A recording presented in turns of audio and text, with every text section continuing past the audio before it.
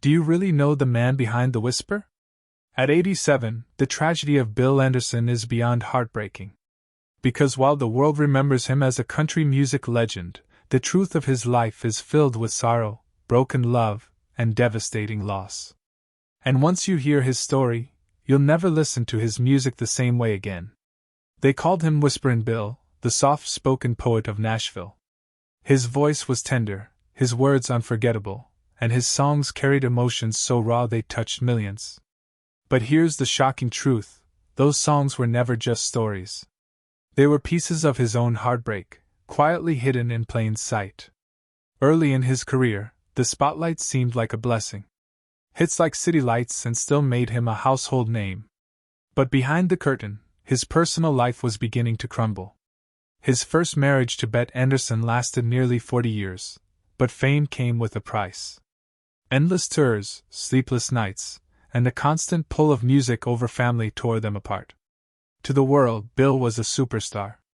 At home, he was a man watching the love of his life slip away. But the heartbreak didn't stop there. Bill gave love another chance with a second marriage, hoping to rebuild what he had lost. Instead, history repeated itself. Another divorce, another painful ending.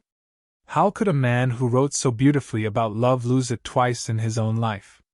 That was a question that haunted him for decades. And then came the darkest chapter of all, the moment that would change him forever.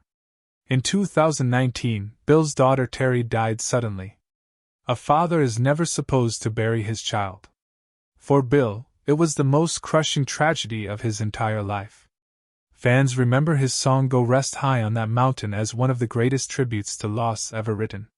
But after Terry's death, the song became unbearable for him. It was no longer a piece of music, it was his own reality. But here's what will shock you most: even as the world celebrated his career, Bill Anderson was privately falling apart. His health was fading. His voice, his most treasured gift, was growing weaker. And for a man who built his entire identity on that gentle whisper, watching it slip away was a tragedy he could never escape.